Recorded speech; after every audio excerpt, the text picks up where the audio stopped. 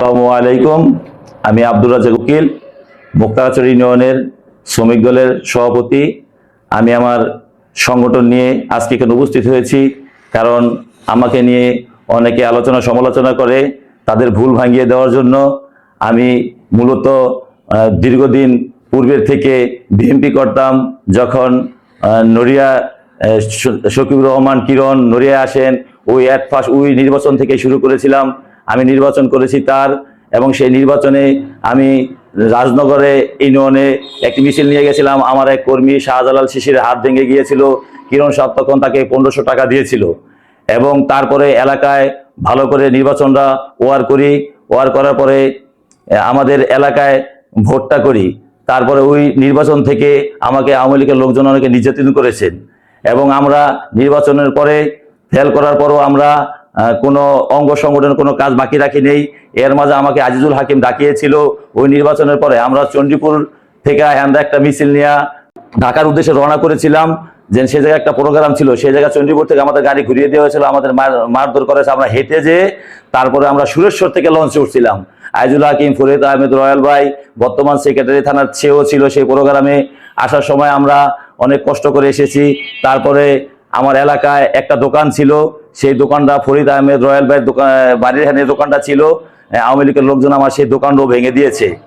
পরবর্তীতে আমি তাদেরকে জানিয়েছি, তারা বলছে ধৈর্য ধরো। তারপরে আমি ধৈর্য ধরেছি।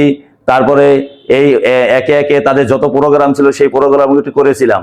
করার পরে দীর্ঘদিন পর্যন্ত তারপরে আমি এর মাঝে একটি প্রোগ্রাম করেছিলাম, 2টা খিচুড়ি আয়োজন করেছিলাম তারেক মেম্বরের নতুন বাড়িতে। ওই বাড়ির থেকেও আওয়ামী লীগের লোকজন হামলা দিয়েছিল। হামলা দেওয়ার পরে আমার কিছু লোকজন ধরে নিয়েছিল, দানেশ ব্যাপারীরে, তারপরে মাতবর গিয়াসউদ্দিন, সে মারা গেছে।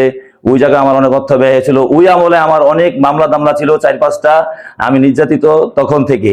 কিন্তু অনেক লোকে ভুল বোঝে, ভুল মনে করে যে আমি ছাত্রলীগ করেছি। হ্যাঁ, আমি কলেজ শাখায় পড়াশোনা করেছি। 2011-12-তে ভর্তি হয়েছি। তারপরে প্রশাসনিকভাবে অনেক চাপ দিয়ে আমাকে অনেক জায়গায় পড়াশোনা নেওয়ার চেষ্টা করছিল, আমি যাই নাই। কিন্তু অনেক সময় এনামূলক শামীম ভাই বা অন্য 2-1জন ঢুকছে আওয়ামী লীগ নেতা, আমার প্রশাসনিকভাবে বলতে তো থাকবি। তারপরে গেছি 2-1টা ছবি থাকতে যায় না। কিন্তু আমার যদি আমি চ্যালেঞ্জ করে বলি, মুক্তাগাছড়ি সারা নড়িয়ায় আওয়ামী লীগ, ছাত্রলীগ, যুবলীগ বা কোনো স্বেচ্ছাসেবক লীগ অঙ্গ সংগঠনের কোনো একটি আমাকে পথ দেখাইতে পারে, তাহলে আমি স্বেচ্ছায় এখান থেকে বিদায় নিব।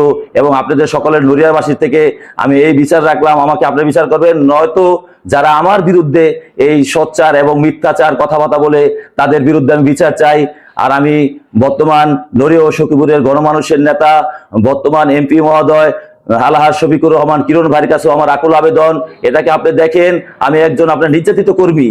আমি অনেক ছোট কাল থেকে অনেক কষ্ট করেছি, অনেক আপনার ভোট করেছি, এবং আমি এখন বাকি দিনও অতীতে করেছি, বর্তমানে করতে চাই, ভবিষ্যতেও আপনাদের সাথে আমি থাকতে চাই। এবং এই বিএনপিটা, এই সৈনিক দল যাই হোক, অঙ্গ সংগঠনের সবার সাথে থাকতে চাই। আমাকে আপনারা রাখবেন, এটা বিবেচনার ভিতরে দেখবেন।